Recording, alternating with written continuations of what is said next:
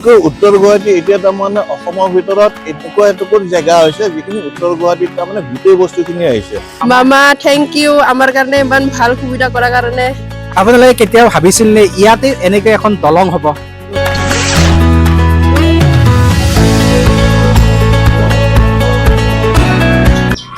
মই বৰ্তমান উপস্থিত আছোঁ উত্তৰ গুৱাহাটীত। মোৰ পিছফালে আপুনি সেইখন দেখিছে, সেইখনেই সেই উত্তৰ গুৱাহাটী সংযোগী দলং।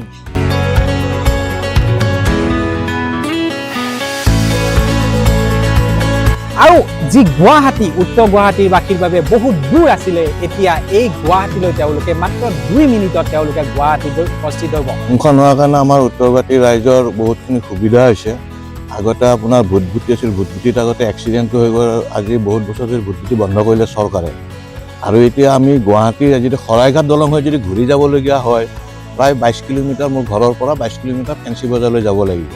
এতিয়া আপোনাৰ 2 কিলোমিটাৰ ৰাস্তাৰ বহুতখিনি টাইম আমাৰ বাচি গ'ল। ভাল হ'ব আমাৰ কাৰণে।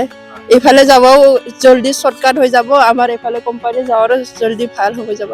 মই এতিয়া মাছ খোৱা ফেঞ্চি সোনকালে যাব পাৰিব।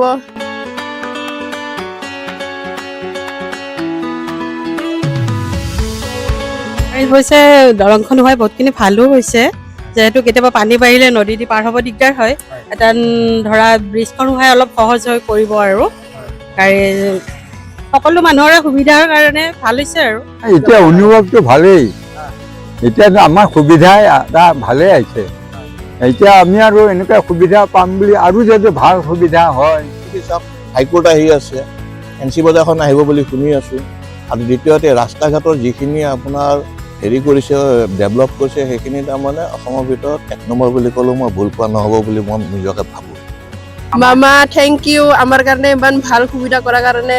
আমি এতিয়া আগত কেঁচা ৰাস্তাত খোজ কাঢ়িব লগা হৈছিল, এতিয়া পাকা ৰাস্তাত ধুনীয়াকৈ আহিব পৰা হৈ গ'ল।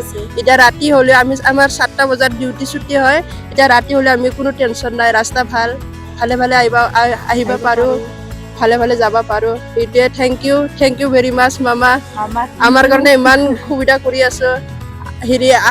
যিমান থাকক আমি আপোনাকে ছাপোৰ্ট কৰি থাকিম। আপোনালোকে কেতিয়াও ভাবিছিল নে ইয়াতে এনেকৈ এখন দলং হ'ব? ভাবাটো নাছিলোঁ, কিন্তু হৈ গ'ল। মিনিমাম চাগে আজি 7 বছৰমান লাগিল, তথাপিও হ'ল আৰু দেখা পালোঁ হোৱাটো। সেয়াই। আগতে গুৱাহাটীত ক'ত গৈছিলে? ফেৰীত গৈছিল নেকি? আমি ফেৰীত গৈছিলোঁ। এতিয়া আপুনি গাড়ীত যাব পাৰিব। আপুনি গাড়ীত যাম, গাড়ীতেতো যাব লাগিব। এতিয়া আমাৰ সিহঁতে অলপ আগত গ'লে নামা সুবিধা কৰি দিছে। দলংখন হোৱাৰ কাৰণে আমাৰ উত্তৰ গুৱাহাটীৰ ৰাইজৰ সুবিধা হৈছে। আগতে আমি ধৰক জালুকবাৰী হৈ এনেকৈ ঘূৰি আহিব লগা আছিলে, গতিকে এতিয়া কম সময়তে আমি এদিকে আহিব পাৰিম।